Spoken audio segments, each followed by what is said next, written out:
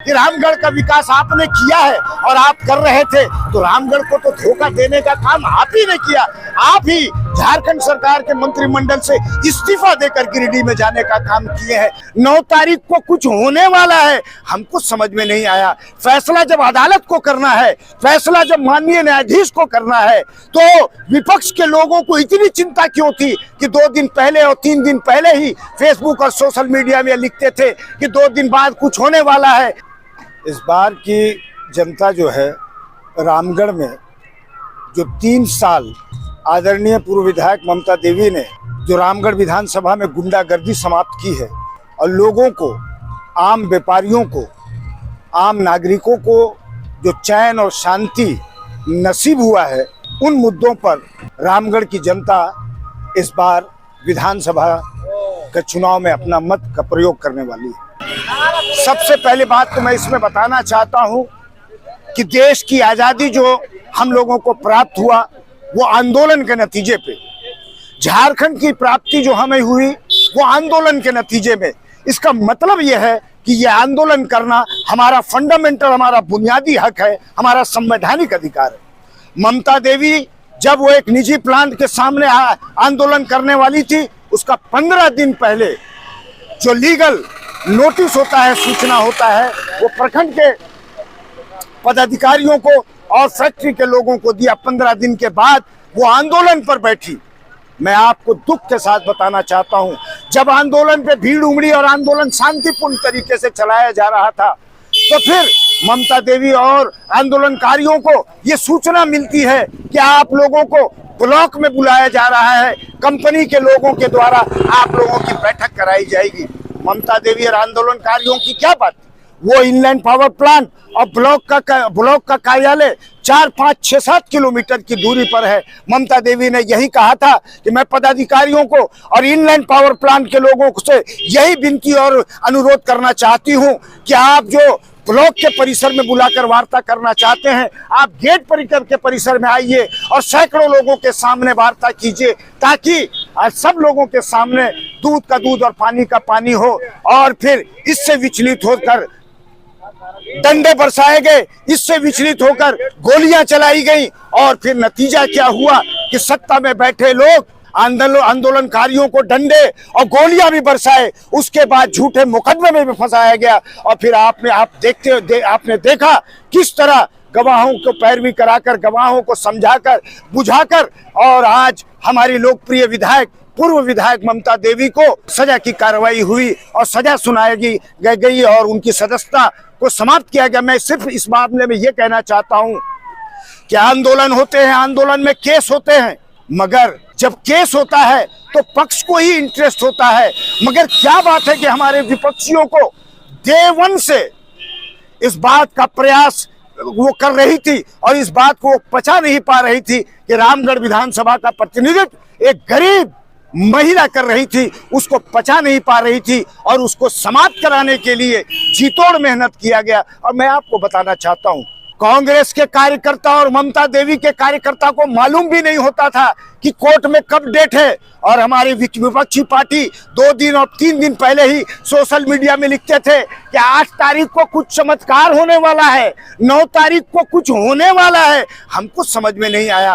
फैसला जब अदालत को करना है, फैसला जब माननीय न्यायाधीश को करना है, तो विपक्ष के लोगों को इतनी चिंता क्यों थी कि 2 दिन पहले और 3 दिन पहले ही फेसबुक और सोशल मीडिया में लिखते थे कि 2 दिन बाद कुछ होने वाला है, 3 दिन बाद कुछ होने वाला है, 4 दिन बाद कुछ होने वाला है। इससे तो पता चलता है कि आप हमसे ज्यादा चिंतित थे, आपको हमसे ज्यादा परेशानी थी, आप हमसे ज्यादा इंटरेस्टेड थे कि कोर्ट का फैसला क्या आने वाला है। इसका मतलब यह है कि दाल में कुछ काला था, इसका मतलब यह कुछ था कि आपके दिमाग में कुछ चल रहा था।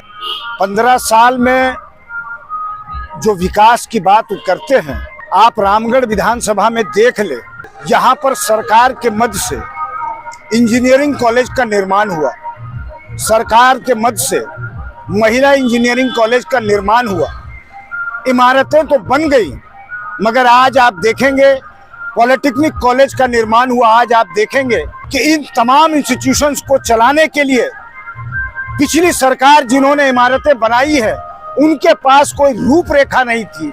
अंततः ये हुआ कि प्राइवेट संस्थानों को इन अदारों को चलाने के लिए दे दिया गया और प्राइवेट संस्था इन अदारों को और बिल्डिंगों का उपयोग कर रही है। मैं तो ये कहूंगा कि रामगढ़ विधानसभा में जो विकास की बात करते हैं वो विकास नहीं हुआ है, बल्कि यहाँ पर व्यवसाय हुआ है, यहाँ पर बिजनेस हुआ है।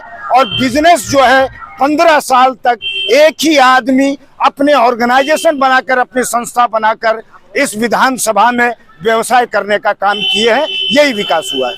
पिछले 3 साल में आप देखें कि झारखंडियों की एक मांग थी कि यहाँ पर स्थानीयता जो है 1932 के आधार पर माना जाए।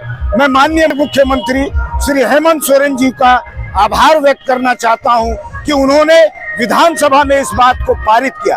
आप जानते हैं कि जब बिहार में ये झारखंड था तो ओबीसी को 27% आरक्षण दिया जाता था, मगर झारखंड बनने के बाद ये प्रतिशत मात्र 14% कर दिया गया। माननीय मुख्यमंत्री जी ने फिर पुरानी चीज को दोहराते हुए ओबीसी आरक्षण 27% करने का निर्णय लिया है। को ये भी मालूम है कि 3 साल पहले झारखंड में वृद्धा पेंशन, विधवा पेंशन, विकलांगों की पेंशन या एकल व्यक्ति की पेंशन जो थी वो इसकी एक सीमा थी, मगर झारखंड सरकार बनने के बाद इसको सबको सब लाभ मिले, इसके लिए प्रयास किया गया। और आज आप पूरे झारखंड का, रामगढ़ विधानसभा नहीं बल्कि पूरे झारखंड का आप सर्वे कर लेंगे तो 80 से 90% ऐसे लोग मिलेंगे जो अर्हता पूरा करते हैं, उनको ये पेंशन का लाभ मिल रहा है। और कई सारी बातें हैं, चाहे पारा टीचर का मांग हो जिनको ये सम्मान दिया गया सहायक शिक्षक का, चाहे आंगनबाड़ी सेविका सहायिका का मामला हो उनके लिए नियमावली बनाया गया, या और भी कई विकास के काम हैं, विकास के जो फैसले हैं जो आदरणीय हेमंत सोरेन जी ने झारखंडियों के लिए लिए हैं, वो सब स्वागत योग हैं। और उन्हीं मुद्दों के साथ हम झारखंड विधानसभा में आने जा रहे हैं। मैं आपको बताऊं कि बजरंग महतो कोई नए चेहरे नहीं है, बल्कि शैडो के तरह, बल्कि परछाई के तरह ममता देवी का डे 1 से, जब से वो जिला परिषद की सदस्य बनी है, तब से विधानसभा की जब तक सदस्यता रही, तब तक बजरंग महतो ममता देवी के कदम से कदम मिलाकर चली है। और एक एक योजनाओं में, एक एक प्रोग्राम में, एक एक कार्यक्रमों में बजरंग महतो उनके साये के साथ रहे हैं। तो बजरंग महतो कोई रामगढ़ विधानसभा के लिए नए नहीं है, बल्कि बजरंग महतो कोई ऐसा व्यक्ति नहीं है जिनको लोग नहीं जानते। रामगढ़ विधानसभा में जो भी, जबकि हम ये कहें, बल्कि ये कहें तो कोई गलत नहीं होगा कि झारखंड में ममता देवी को जितने लोग जानने वाले हैं उतने ही लोग बजरंग महतो को भी जानने वाले हैं।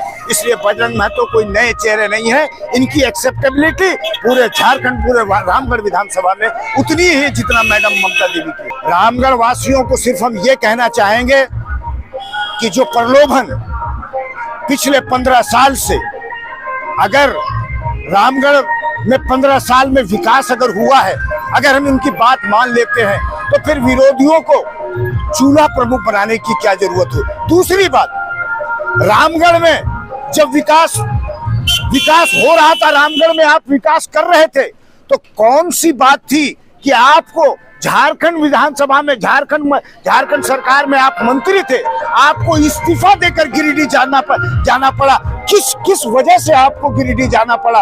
और जब आप गिरिडीह चले गए तो फिर आप कैसे कहते हैं कि रामगढ़ का विकास रुक गया? अगर रामगढ़ का विकास रुका और आप मानते हैं कि रामगढ़ का विकास आपने किया है और आप कर रहे थे, तो रामगढ़ को तो धोखा देने का काम आप ही ने किया। आप ही झारखंड सरकार के मंत्रिमंडल से इस्तीफा देकर गिरिडीह में जाने का काम किए हैं। तो रामगढ़ की जनता को धोखा देने का काम तो आपने किया। इस चुनाव में, उपचुनाव में महागठबंधन की जीत के लिए मैं क्या, सारे लोग आप जानते हैं कि महागठबंधन के जो हमारे नेता हैं, झारखंड के मुख्यमंत्री, उन्होंने भी कह दिया कि 200% महागठबंधन का उम्मीदवार बजरंग महतो जीत रहे हैं। मेरा भी यही मानना है। हम लोग तो गांव-गांव, हम लोग तो बूथ-बूथ, हम लोग तो क्षेत्र जा रहे हैं, हम लोग देख रहे हैं कांग्रेस पार्टी का लहर है। और महागठबंधन की जितने भी घटक है, चाहे वो झारखंड मुक्ति मोर्चा हो, चाहे CPI-ML हो, चाहे CPI हो, चाहे RJD हो, एक एक नेता और कार्यकर्ता बजरंग महतो बनकर बजरंग महतो को जिताने के लिए पूरा प्रयास कर रहे हैं। और आप देखेंगे कि 2 तारीख को बजरंग महतो के माथे ये जीत का सेहरा सजने वाली है।